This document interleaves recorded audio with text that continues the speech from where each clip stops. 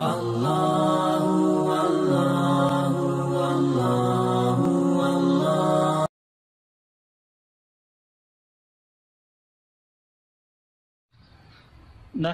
व नुसल्ली अला रसूलिहिल करीम अम्मा बाद फ़अऊज़ु बिल्लाहि मिनश शैतानिर रजीम बिस्मिल्लाहिर रहमानिर रहीम।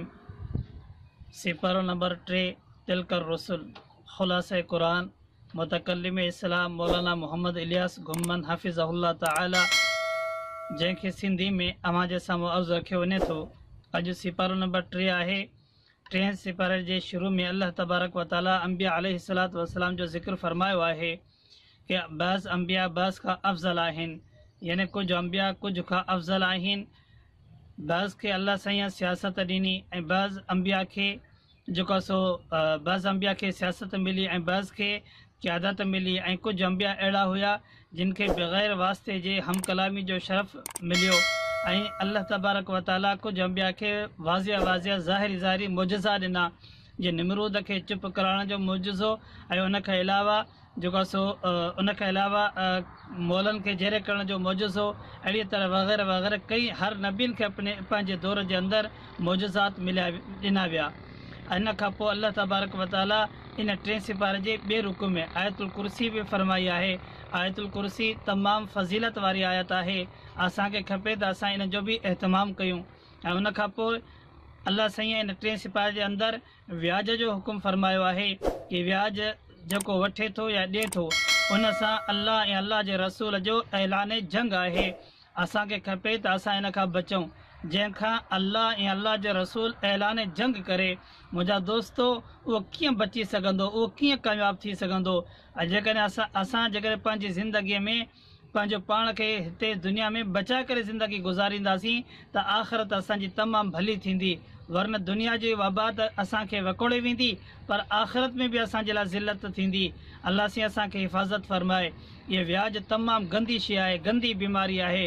अचे थो जेको व्याज वठे थो, जेको व्याज ॾिए थो, ईअं सम्झो त 70 दफ़ा पंहिंजी माउ सां ज़िना करण जे बराबरि आहे। अल्लाह साईं असांखे हिफ़ाज़त फरमाए। उन खां पोइ अल्लाह तबारक व ताला इन 3 सिपारे सूरह बक़रा जे आख़िरी आयतुनि में अल्लाह साईं असांखे दुआ सेखारी आहे। रब्बना ला तुआखिज़ना इन नसीना औ अख़्तअना रब्बना वला तहमिल अलैना इसरन कमा हमलतहु अलल लज़ीना मिन क़ब्लिना रब्बना वला तुहम्मिलना मा ला ताक़त लना बिह वअफ़ु अन्ना वग़फ़िर लना वरहमना अंत मौलाना फंसुरना अलल क़ौमिल काफ़िरीन। इन खां पोइ सूरह आल इमरान 3 सिपारे जे अंदरि सूरह आल इमरान। इन सूरह आल इमरान जे शुरू में अल्लाह साईं नजरान जो जेको ईसाई वफ़द हुयो तक़रीबन 160 जेको तक़रीबन 60 माण्हुनि ते मुश्तमिल हुयो, उहे हुज़ूर सल्लल्लाहु अलैहि वसल्लम वटि आया ऐं आयात मुतशाबिहात जे ज़रिए हज़रत ईसा अलैहिस्सलाम खे अल्लाह साबित करण जी कोशिशि कयऊं। पोइ हुज़ूर अकरम सल्लल्लाहु अलैहि वसल्लम उनखे जवाबात ॾिना। बहरहाल अल्लाह साईं इन जो ज़िक्र फरमायो ऐं उन खां पोइ अहले किताब सां ताल्लुकात जी ममानियत कि अहले किताब सां ताल्लुकात जी ममानियत छो, उन जो वजह छा हुई जो उन्हनि नाहक क़तल कया, खून रेज़ी कयूं, अल्लाह जे नेक माननि खे तंग कयूं ऐं जेको सो अंबिया खे नाहक क़तल कयो हो। उन जे करे अल्लाह साईं इन सां ताल्लुकात जी ममानियत फरमाई ऐं जेको सो अल्लाह जे नेक माननि जे मथां ज़ुल्म ऐं तशद्दुद तमामु घणो कयो हुयो। इन जे करे अल्लाह साईं इन सां ताल्लुकात खां मना फरमायो। ऐं उन खां पोइ हिन सिपारे जे आख़िर में अल्लाह साईं 3 किस्सा बयानु फरमाया आहिनि।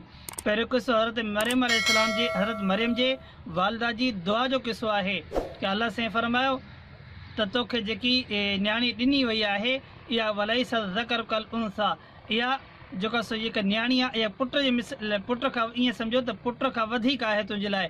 त अल्लाह साईं इन जो ज़िक्र फरमायो ऐं उन खां पोइ हज़रत ज़करिया अलैहिस्सलाम जी दुआ जो ज़िक्र आहे ऐं हज़रत ईसा अलैहिस्सलाम जी पैदाइश जो ज़िक्र आहे ऐं उन सां गॾोगॾु हज़रत ईसा अलैहिस्सलाम सां मुतालिक़ जेको उन्हनि जो अक़ीदो हुयो त हज़रत ईसा अलैहिस्सलाम खे सूले ते चाढ़ियो वियो।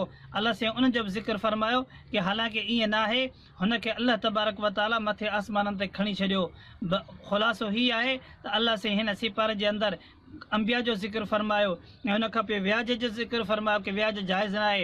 हुन खां पोइ दुआ जो ज़िक्र फरमायो ऐं नजरान जे ईसाई वफ़द जो ज़िक्र हिन सिपारे में बि आहे ऐं अहले किताब सां तालुकात जी ममानियत बि हिन जेको आहे सो सिपारे जे अंदरि आहे ऐं हुन खां अलावा 3 किस्सा बयानु फरमाया विया आहिनि। अल्लाह तबारक व ताला असांखे हिन जे मथां अमल करण जी तौफ़ीक़ अता फरमाए।